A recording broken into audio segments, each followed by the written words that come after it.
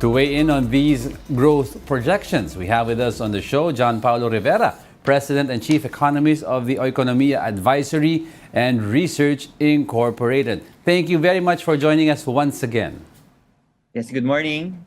Yes, good morning. Okay, let's get right to it. The growth outlook for the country is mixed. S&P and it's a little bit more optimistic, while AMRO trims its forecast. What are your thoughts on these?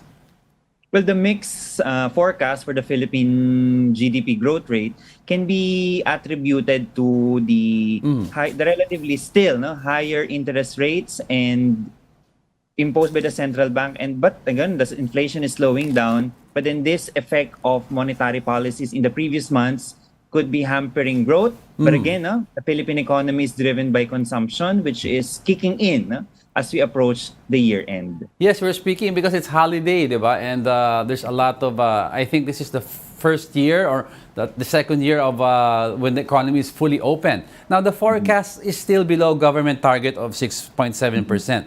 Now, with all these things coming with revenge spending and holiday spending, do you think it's still possible to achieve this target?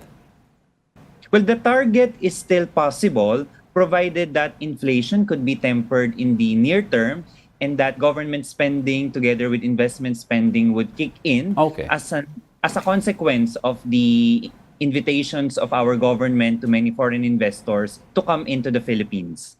Now, we were talking a while ago about holiday spending. Now, how big of a boost is this in terms of economic growth?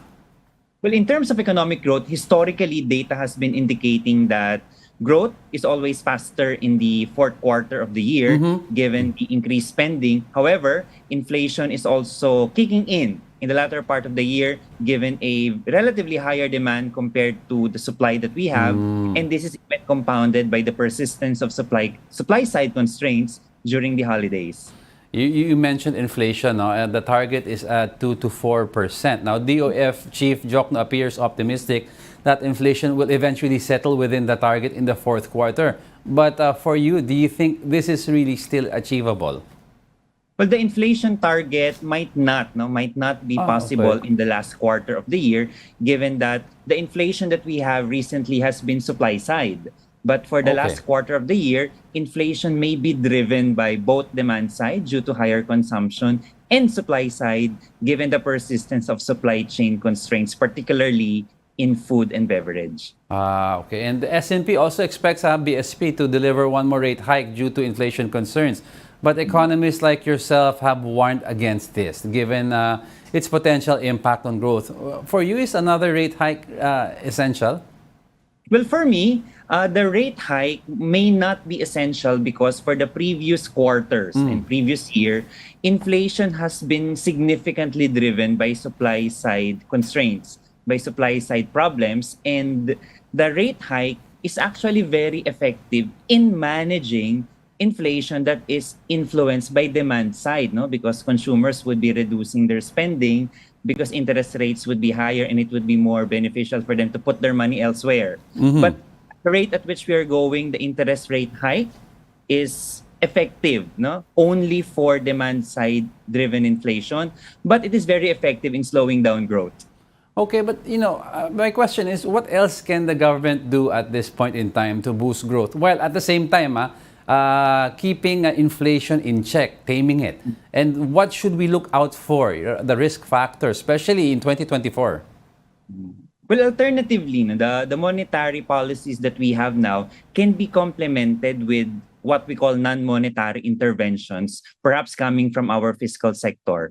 One of this could be growth can be driven by productive spending, by government and private sector, wherein money is placed on activities or investments that will generate growth in the long term. This will complement the monetary policies of the central bank, which affects investments. So the combination of both fiscal and monetary interventions could help stimulate growth, but at the same time temper inflation.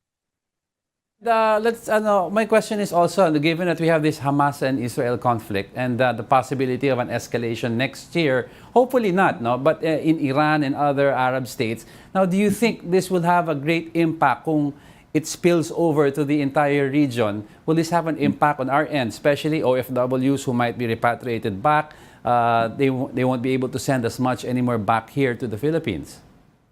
Well, two things. Now, whenever there's a conflict in the Middle East, number one, our OFWs are greatly affected because of repatriation. They need to go back to the Philippines for safety purposes, which influences the remittance inflows that we have, considering that majority of our remittances are also coming from that area. And number two, any conflict in the Middle East would also affect the oil prices, no? Since OPEC, there's a tendency for OPEC to limit oil supply due to this conflict. And this will affect our country in such a way that oil prices will go up and inflation would be triggered to increase again. And then my last question is what sector should we look out for this coming year that could possibly boost growth and keep inflation in check? Are we looking at the BPO sector, industry, manufacturing? Well, for the last part of the year and for 2024, there is always huge potential in the services sector, particularly in the BPO, and of course, no, in the tourism sector of our country as part of our bread and butter. We also need to look into developing further agriculture as it has a great potential in infusing growth, no, and tempering inflation at the same time. Well, hopefully everything goes well with our new agriculture chief. Thank you very much for joining us. John Paolo Rivera, President and Chief Economist of the Oikonomia Advisory and Research Incorporated. Good morning. Thank you.